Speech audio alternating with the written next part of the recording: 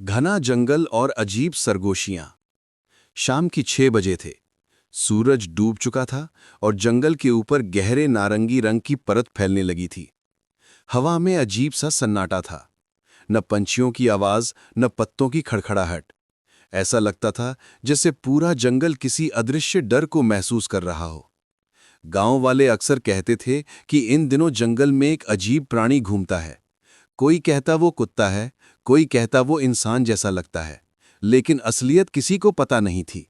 लकड़हारे की पहली झलक। गांव के बाहर रहने वाला रामू लकड़हारा रोज की तरह लकड़ियां लेने गया। अचानक झाड़ियों के पीछे से सरसराहट हुई। रामू ने कांपते हुए पूछा,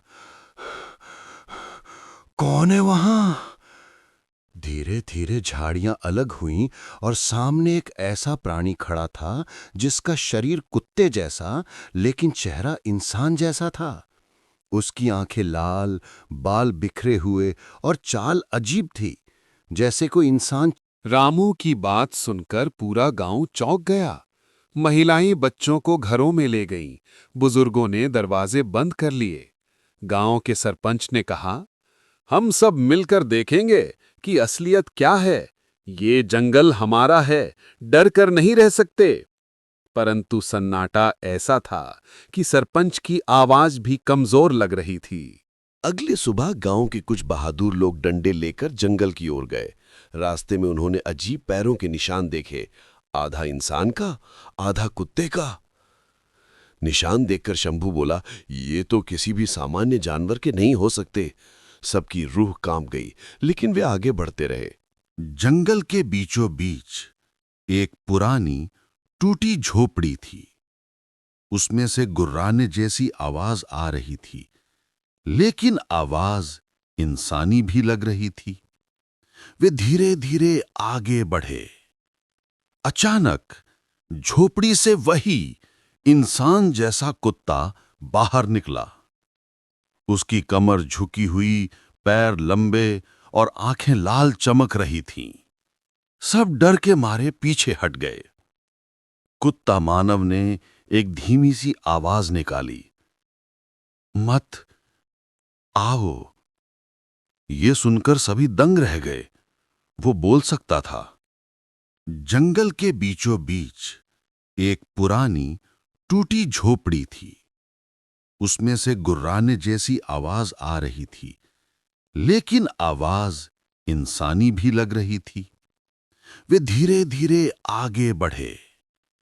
अचानक झोपड़ी से वही इंसान जैसा कुत्ता बाहर निकला।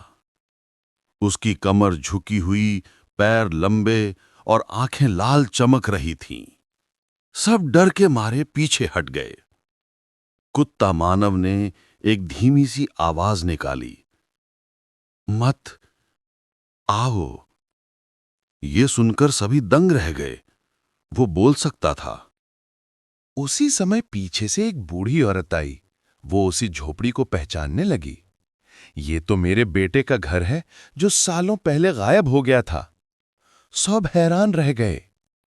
कुत्ता मानव ने औरत को देखा और धीरे धीरे उसके पास गया। मौं, मैं उसकी भारी आवाज से पूरे जंगल में कंपकंपी फैल गई। औरत ने रोते हुए पूछा, क्या हुआ तुम्हें?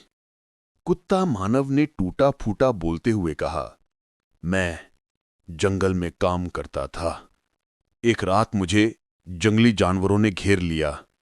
मैं बच तो गया, लेकिन उनमें से एक अजीब काला जानवर था। उसने मुझे काट लिया। उसके बाद धीरे धीरे मेरा शरीर बदलने लगा। मैं इंसान भी ना रहा और कुत्ता भी। अब न कहीं इंसानों में रह सकता हूं, न जानवरों में। उसकी आंखों से लाल आंसू बहने लगे। गांव वाले डर भी रहे थे और उसे देखकर दया भी आ रही थी। शंभू बोला, अगर ये सच बोल रहा है तो ये कोई दैत्य नहीं, हमारा ही आदमी है। परंतु कुछ गांव वाले बोले, नहीं, ये जंगल को हानि पहुंचा सकता है, यह खतरनाक है। अचानक दूर से ढोल और शोर सुनाई दिया। कुछ गांव वालों ने बिना सोचे समझे उसे पकड़ने की तैयारी कर ली थी। शोर सुनकर कुत्ता मानव डर गया। वो भागते भागते गांव की ओर ही निकल पड़ा।